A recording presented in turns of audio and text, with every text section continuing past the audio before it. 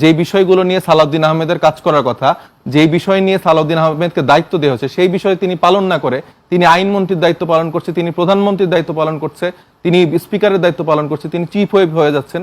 এই জন্য তো তাকে শিলং থেকে এই ছাত্র জনতা মুক্ত করে আনেনি। এই জন্যই তো তারেক রহমানকে লন্ডন থেকে ছাত্র জনতা রক্ত দিয়ে মুক্ত করে আনেনি। তারা আজকে এই স্পিকারে বসে, এই সংসদে বসে হে হে করে করে যেসব কথাগুলোকে জনগুরুত্বপূর্ণ বানাচ্ছে, তার আগে যে বিষয়ে যে জন আকাঙ্ক্ষার গণভোট 70%-এর মতো মানুষ যে রায় দিয়েছে, সেটার কোনো রকম বাস্তবায়নের দিকে তাদের কোনো ভ্রুক্ষেপ নেই, এবং তারা ঠিক আগের আওয়ামী কায়দায় দেশকে পরিচালনা করার জন্য আরো জানবো এরকম।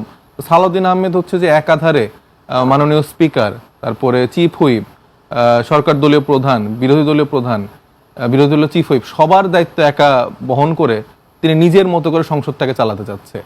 আজকে যদি আপনারা সংসদের অধিবেশনটা দেখেন, যে কোনো ইস্যুতে মূলত আসলে জুলাই সনদ এবং গণভোটের এই ইস্যুটা জনগুরুত্বপূর্ণ বিষয় হিসেবে উত্থাপিত করার পরে তখন নানা ক্রাইটেরিয়াতে স্পিকার থেকে শুরু করে আমাদের যে চিফ হুইপ ছিলেন, এটাকে পরবর্তী অধিবেশনের জন্য দেওয়ার চেষ্টা করা হচ্ছিল। তো তখন তাদের ক্রাইটেরিয়া মেনটেন করেই যখন আবার এটা উত্থাপিত করা হলো, যেই জায়গাগুলোতে আটকে যাচ্ছিল স্পিকার বা ধরেন যে চিফ হুইপ, তখন সেই জায়গায় ধরেন হঠাৎ করে Salauddin Ahmed point of order দিয়ে হচ্ছে যে সে তার মতো করে একটা ওপিনিয়ন দিয়ে দিচ্ছিল। কিভাবে সংবিধানকে আরো আঁকড়ে রাখা যায়, কিভাবে এই সংস্কার বা গণভোটের বিষয়টাকে বাধাগ্রস্ত করা যায়, এই বিষয়ে সালাউদ্দিন আহমেদ 110% এফোর্ট দিয়ে কাজ করে যাচ্ছে।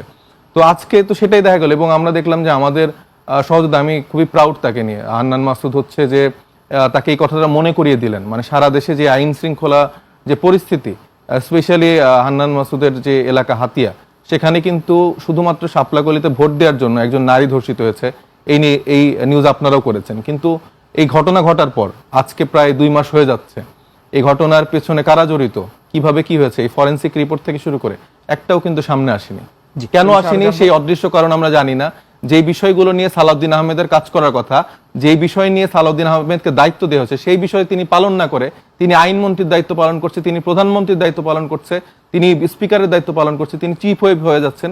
এই জন্য তো তাকে শিলং থেকে এই ছাত্র জনতা মুক্ত করে আনেনি। এই জন্যই তো তারেক রহমানকে লন্ডন থেকে ছাত্র জনতা রক্ত দিয়ে মুক্ত করে আনেনি।